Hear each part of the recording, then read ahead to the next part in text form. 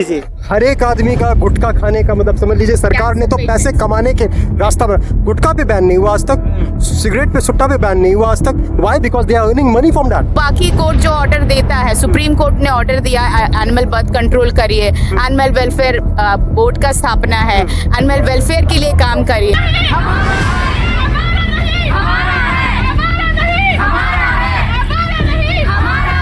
वाले दारू पी के चलाते हैं यार, they are drinking, they don't even, because और उनसे पूछा जाए तो बोले कि हम चला नहीं सकते इतने हार्ड कंडीशन में। हम बिना इंडियन मेडिकल काउंसिल के हिसाब से टीबी और कैंसर और बाकी डायबिटीज से भी लोगों की मौत होती है। क्या आपने आंकड़ा उसको तय किया है?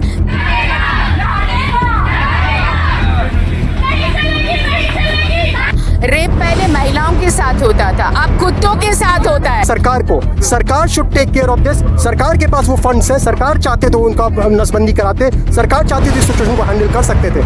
मारना सॉल्यूशन नहीं है।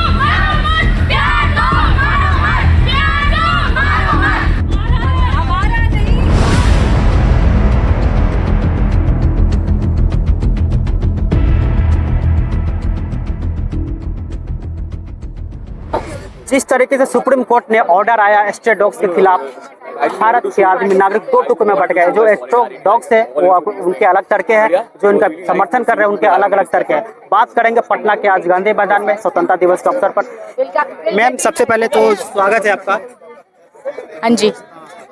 आपका तर्क क्या है? सुप्रीम कोर्ट का जैसे ऑर्डर आया, आप लोगों ने इसके विरोध में मार्च निकाला। सुप्रीम कोर्ट का ये जो ऑर्डर आया है ये सुमो मोटो है, और सुमो मोटो सिर्फ 3 जज के गुस्से पे है ये निर्धारित।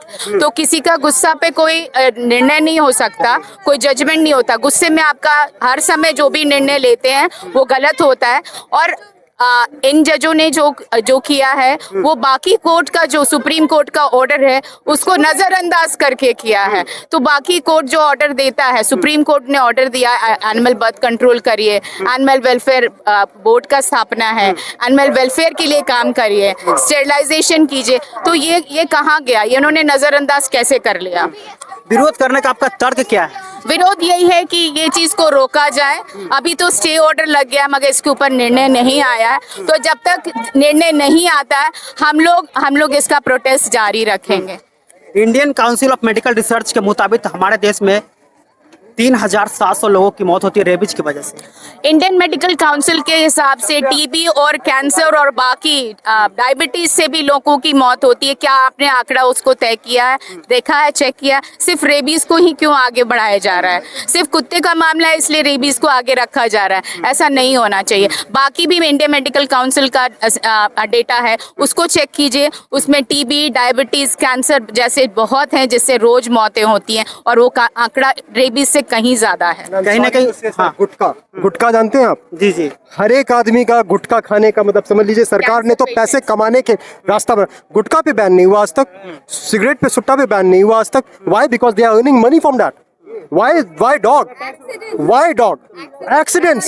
There are people who are, आप अगर इंटरव्यू देखोगे, कभी आप इंटरव्यू लो, ट्रक वाले दारू पी के चलाते हैं यार, they are drinking, they don't even, because और उनसे पूछा जाए तो बोले कि हम चला नहीं सकते इतने हार्ड कंडीशन में। हम बिना दारू पी के। मानसिकता का भी बात करें, रेप पहले महिलाओं के साथ होता था, अब कुत्तों के साथ होता है। तो उसके ऊपर कभी जजमेंट कुछ नहीं पास हुआ? यानी कि डॉग्स के प्रति काफी क्रूरता बढ़ रहा है। क्रूरता इतना कि उनके साथ रेप हो रहा है, तो ये कौन सा मानसिकता है? हम समझ सकते हैं कि जहाँ पे कुत्तों किसी बच्चे को काटा या किसी उनके पेरेंट्स, हो सकता है कि उनके रिएक्शन अलग हो, लेकिन इसका मतलब ये नहीं है मैं उन पेरेंट्स को मना नहीं कर रहा। वो पेरेंट्स अपनी जगह सही हैं, हम अपनी जगह सही हैं। प्रॉब्लम है सरकार को। सरकार should take care of this. सरकार के पास वो फंड्स हैं, सरकार चाहते तो उनका नसबंदी कराते, सरकार चाहती थी सिचुएशन को हैंडल कर सकते थे।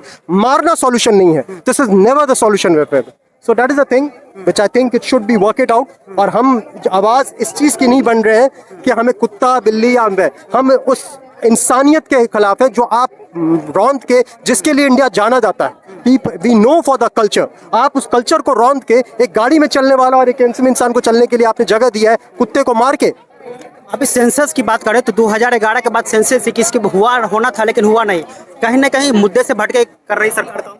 यार this is what is happening, I told you ना, दिस इज ऑल पर्सनलाइज्ड, ये सारा पर्सनलाइज्ड है।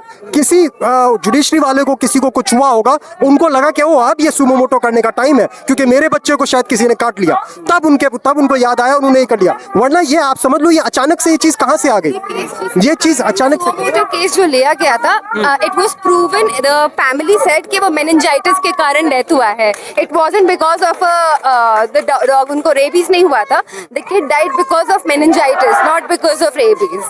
That is the problem. It is all fake news. Fact check नहीं करते हैं. They just create something because they are scared. As humans, we are failing because we are scared to coexist with people.